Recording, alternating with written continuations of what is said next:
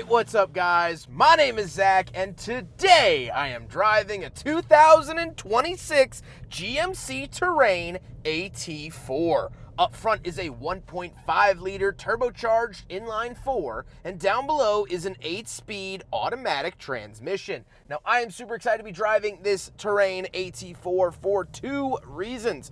First of all, I actually haven't driven a Terrain here on the Shooting Cars channel, so I'm excited to get that under my belt here today. But the second reason is the fact that the Terrain was updated and refreshed in 2025, but only at one trim level. So for 2026, they have reintroduced the AT4 and the Denali trim levels, which I'm driving the AT4 today, but we will do a walk around of the other two trim models at the end of this video once we get through the AT4. So if you're curious about that, we will do that at the end of the video, but today we're taking a good look at the new Terrain. But if you would like to submit your own vehicle and have it reviewed here on the channel, you can head on over to my website, zackpradel.com/submit. It's a quick and easy submission form. It takes under a minute to fill out, and I come out to you. And if you'd like to see all my videos weeks or sometimes months in advance, you can head on over to my Patreon for only $5 a month. But let's get back to that 1.5 liter turbo under the hood. Well, that is the only engine available here in the Terrain, and honestly, it's probably the worst part of the car. It makes 175 horsepower, and to me, that just doesn't quite cut the mustard. Around town, it's fine. You're not really going to notice it. It is what it is. But getting on the highway, merging on the highway, trying to get past people on the highway does become quite the issue with that power number. And if you look at some of the competitors, the one that sticks out in my mind is the Mazda CX-5. That makes 190 horsepower at the base with an optional 227. So it is lacking in that area. Like I said, paired to it is an 8-speed automatic transmission, and that comes standard on the AT4 and the Denali. However, if you get the base model Elevation, you have the option between all-wheel drive with the 8-speed or front-wheel drive with the CVT. Now, the 8-speed does raise the towing capacity up to 1,500 pounds as opposed to around 800 for the CVT, so that might be something to consider. Last but not least, as I mentioned, the AT4 and the Denali come standard with all-wheel drive and that 8-speed, but if you do want front-wheel drive or a CVT, you can get that with the Elevation. How does it feel to drive the GMC Terrain? Well, I think it actually rides decently nice. There is that lack of power that I mentioned. Don't love that, but visibility is decent. It rides like any other SUV in this class, and the AT4 does have lifted suspension for that off-road package. So let's talk about the AT4 here for a second. What do you get with it? Well, you actually get smaller 17-inch wheels with all-terrain tires. You get actual red recovery hooks up at the front. Those are usable recovery hooks. You can get towed by those. They're not just for looks, which I really, really like. You also get a metal skid plate and some different interior touches that we'll talk about later. So it is that more off-roady package where the Denali is going to be more luxury oriented. It's going to ride a little bit nicer, but of course come with extra cost. With that stuff out of the way, let's talk about that interior. Well, in front of me, I have a completely digital 11-inch instrument gauge. Now, it's a little cluttered in my opinion. GM as a whole, this is what they've been doing as of recent. There's kind of a lot going on. On the steering wheel, on the left, we do have our adaptive cruise, as well as low gear, and off to the right, we have our music, heated steering wheel, and Pages icon. The overall steering wheel looks and feels nice, and off to the left, we do have a climate control vent, our parking brake, and drive mode. This does get an additional drive mode over the Denali and the Elevation. We have a terrain mode, which is basically a crawl mode, which is very nice. We have an all-wheel drive button as well as auto holding brake, auto start stop on and off, and gauge dimmer switch. And moving on to the door, we have 2 levels of memory seats, lock and unlock, power mirrors, and power windows. Moving into the center, we do get 2 climate vents and the new infotainment display.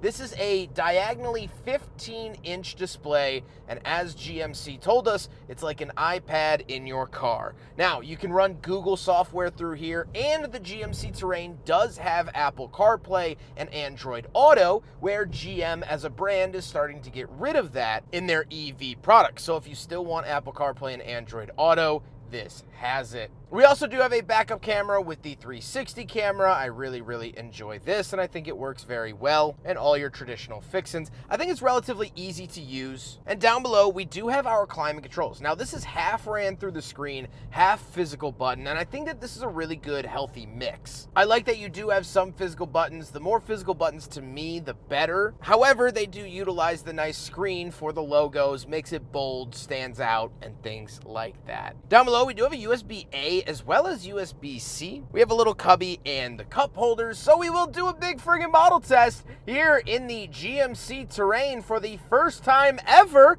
and with a little bit of persuasion, it does in fact go in, and it stays in, so it passes the big friggin' bottle test. Then we do have a wireless charger, center console, and the seats. The seats are special for the AT4. They are Cortex seats, which is kind of a mix of materials, which I quite like, and I think they're presentable. They've been comfortable. They are heated and ventilated here for the AT4, which is very nice to see. However, speaking of seats, we do have back seats, so let's go do a back seat review. All right, so we're in the back of the 2026 GMC Terrain AT4, and a couple of things to note. First of all, I fit back here really well. Knee room great, headroom great. GM has always been pretty good about their back seats, and that carries on through with this Terrain. We also do have a center console with 2 cup holders, and we have heated seats back here. Very nice to see that, but the overall overarching theme is the fact that I actually fit back here. And in this segment of SUV, it's not always a guarantee that I fit in the back. I fit back here better than I do in the Mazda CX-5, so that is definitely something great to note. If you're worried about rear seat room, the Terrain delivers, and this is GMC's entry-level vehicle. This is their most affordable. This is what brings people to the brand, and that has a good backseat showing. Speaking of back, good segue. Let's hop into the back. We'll take a quick look at the trunk and cargo space, and then we'll talk about the looks. All right, around the back of the GMC Terrain AT4, power-operated tailgate around the back. Absolutely love to see that. We're checking for the 12-volt outlet. It doesn't, oh, yep, there it is. Always love to see that in the back of these cars. Lift this up, and we do get a fair amount of space. We do also get a spare tire underneath that. Not always a given these days, so very nice to see. Fold this up, and you get plenty of storage space around the back of the new GMC Terrain. Absolutely love that. Now we gotta talk about the looks, and I think that they actually knocked it out of the park with the new Terrain. Not only with this AT4, this awesome blue color, the 17-inch wheels with the nice aggressive tires, the red recovery hooks. I think overall, this looks like a very complete visual package, but GM, as a whole, is starting to move back towards this more square body design that they championed back in the 80s and 90s, which is my favorite generation, so I definitely enjoy seeing that. I also like the two-tone. I think it's a nice touch. With all of that being said, let's get on to my final thoughts. What do I think driving the 2026 GMC Terrain AT4? Well, I really enjoy this experience. The only downside I've really felt has been that 1.5 liter turbo. I wish that they had a 2 liter turbo option. Maybe